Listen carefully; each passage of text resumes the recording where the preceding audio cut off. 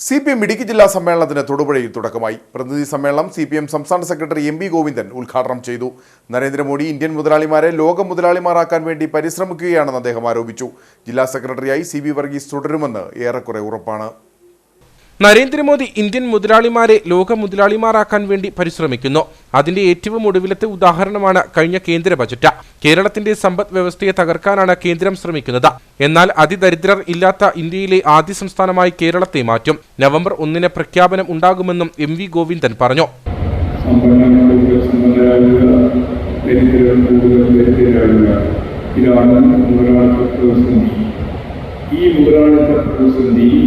മുതലാളിത്തത്തിന്റെ അന്ത്യം കൊണ്ട് മാത്രമേ അവസാനിപ്പിക്കാനാവുള്ളൂ. സാമൂഹ്യമായ ഉത്പാദനവും സമ്പത്തിന്റെ വ്യക്തിപരമായ കേന്ദ്രീകരണവുമാണ് ഉത്പാദനവാദികളുടെ സ്വകാര്യ ഉടമസ്ഥതയുടെ അനന്തരഫലം. സാമൂഹ്യമായി തന്നെ വർദ്ധിപ്പിക്കുകയാണ് സാമൂഹിക ജീവിതത്തിന്റെ ഭാഗമായ ഉത്പാദനം. പക്ഷേ ആ ഉത്പാദനോപാധികളെല്ലാം സ്വകാര്യ ഉടമസ്ഥതയിലാണ്. അതുകൊണ്ടാണ് സമ്പന്നരാകുന്നത്. അതുകൊണ്ടാണ് സമ്പത്തിന്റെ കേന്ദ്രീകരണം നടക്കുന്നത്. അടുത്ത തെരഞ്ഞെടുപ്പിൽ 100-ലധികം സീറ്റ് നേടി ഇടതുപക്ഷം 3-ാം തവണയും അധികാരത്തിൽ വരുമെന്നും MV ഗോവിന്ദൻ വ്യക്തമാക്കി.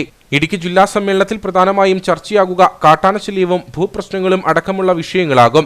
ഭൂപതിവ് ഭേദഗതി ബില്ലിൽ ഇതുവരെ ചട്ടം രൂപീകരിക്കാത്തതിൽ രൂക്ഷ വിമർശനം ഉയരാനാണ് സാധ്യത. കെട്ടിട നിർമ്മാണ ചട്ടം, ഏലം മേഖലയുമായി ബന്ധപ്പെട്ട പ്രശ്നങ്ങൾ, തേയിലത്തോട്ടം തൊഴിലാളികളുടെ ദുരവസ്ഥ എന്നിവയ്ക്ക് പുറമെ സംഘടനാ വിഷയങ്ങളും 3 ദിവസങ്ങളായി നടക്കുന്ന സമ്മേളനത്തിൽ ചർച്ചയാകും. ജില്ലയിലെ 15 ഏരിയ കമ്മിറ്റികളിൽ നിന്ന് തെരഞ്ഞെടുക്കപ്പെട്ട 319 പ്രതിനിധികളും 39 ജില്ലാ കമ്മിറ്റി അംഗങ്ങളുമടക്കം 358 പേരാണ് പ്രതിനിധി സമ്മേളനത്തിൽ പങ്കെടുക്കുന്നത്. പൊതുസമ്മേളനം 6-ാം തീയതി വൈകിട്ട് മുഖ്യമന്ത്രി പിണറായി വിജയൻ ഉദ്ഘാടനം ചെയ്യും.